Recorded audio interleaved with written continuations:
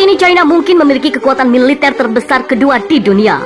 Negeri tirai bambu itu diperkuat berbagai senjata, perlengkapan, dan peralatan paling canggih. Tapi, negara dengan populasi terbesar itu memiliki satu kelemahan yang mungkin tidak dimiliki negara-negara miskin di Timur Tengah dan Afrika. Kelemahan yang sulit ditutupi dengan jumlah pasukan yang luar biasa banyak. Pakar dan peneliti pertahanan di lembaga non-profit Rand Corporation, Timothy Health, menilai pasukan China saat ini tidak punya pengalaman bertempur. Persenjataan teknologi tinggi militer China saat ini memang semakin mengesankan. Tapi nyatanya kemampuan menggunakan senjata dan peralatan itu masih belum jelas. Ada alasan untuk bersikap skeptis. Tulis Health di situs Rand dan diunggah ulang National Interest pada Senin pekan lalu.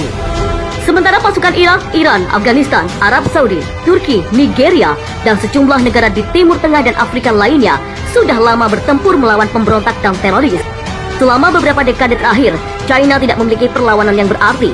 Head mengatakan, terakhir kali militer China atau yang dikenal dengan Pasukan Pembebasan Rakyat atau PLA terlibat dalam pertempuran besar terjadi pada tahun 1979 ketika militer Vietnam yang berpengalaman menghancurkan invasi China yang ceroboh.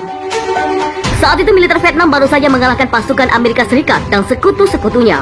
Sementara, Partai Komunis China baru saja membubarkan angkatan bersenjata mereka sendiri lewat pembersihan besar-besaran bermotif politik. Pembentukan PLA menunjukkan keputusan tersebut merusak. Hal itu terbukti banyak operasi yang gagal. Keterampilan pasukan dalam menjalankan taktik rendah. Pasukan infanteri tidak bisa membaca peta dan melakukan navigasi.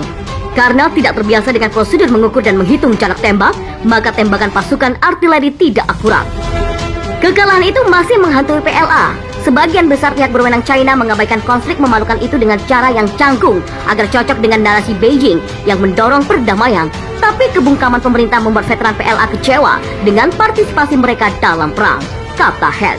Head menambahkan, sejumlah veteran yang berperang dalam pertempuran itu akan pensiun dalam beberapa tahun mendatang. Maka artinya, militer China tidak memiliki personel yang mempunyai pengalaman bertempur. Menurut Head, tidak berarti kelemahan ini membuat China tidak bisa memenangkan konflik yang besar. Tentu, para pakar masih memperdebatkan apakah akan ada pihak yang menang dalam perang besar. Tapi hasil perang dapat dihitung dari kerugian hilangnya nyawa, ekonomi, kehancuran lingkungan, dan kekacauan politik. Kemenangan dalam perang besar artinya salah satu pihak berhasil mencapai tujuan strategisnya sambil menahan pihak lawan meraih hal yang sama. Head menengok ke sejarah untuk menjelaskan peran pengalaman dalam perang. Pada Perang Dunia yang kedua, Amerika Serikat juga tidak memiliki pengalaman perang seperti rekan-rekan Eropa mereka yang sudah melalui berbagai perang termasuk Perang Dunia yang pertama. Tapi, saat itu, Amerika Serikat sudah memiliki sumber daya, semangat perang, dan dasar institusional seperti pelatihan, pendidikan, dan kapasitas untuk memperbaiki diri. Hingga mereka dengan cepat bangkit setelah mengalami kekalahan dari pasukan Jerman di Catherine Pass, Afrika Utara di tahun 43. Sebaliknya, pada Perang Teluk tahun 91, militer Irak sudah berpengalaman setelah bertempur selama 8 tahun dengan Iran. Tapi, persenjataan, doktrin, dan institusi mereka tidak memadai. Pengalaman koalisi yang dipimpin oleh Amerika Serikat tidak sebanyak pasukan Irak, tapi mereka justru memenangkan perang dengan senjata, pelatihan, dan kesiapan sisa perang dingin yang dimiliki oleh Amerika Serikat.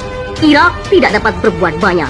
Pasukan Amerika Serikat yang saat ini memiliki pengalaman tempur paling banyak dibandingkan angkatan bersenjata lainnya di seluruh dunia.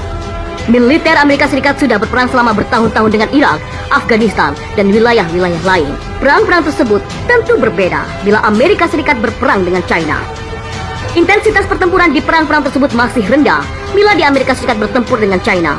Lawan-lawan Amerika Serikat di perang-perang sebelumnya juga tidak memiliki persenjataan dan peralatan secanggih China saat ini. Sehingga hasilnya pun masih bisa diperdebatkan. Head menjelaskan, di level strategis, perang antara pasukan China dan Amerika Serikat tampaknya akan melibatkan pertempuran intensitas tinggi yang tidak pernah dialami kedua belah pihak. Hasil bentrokan pertama dapat berjalan sebaliknya. Dengan persiapan dan rencana dan kondisi yang ideal, maka China mungkin dapat memenangkan pertempuran yang pertama. Namun, menurut Head, pertempuran pertama tidak akan mengakhiri perang. Amerika Serikat dapat memanfaatkan kemampuan mereka dalam beradaptasi dan meningkatkan performa mereka dalam pertempuran berikutnya. Sama ketika mereka maju lagi setelah terpukul di Catherine Pass untuk mengalahkan Jerman.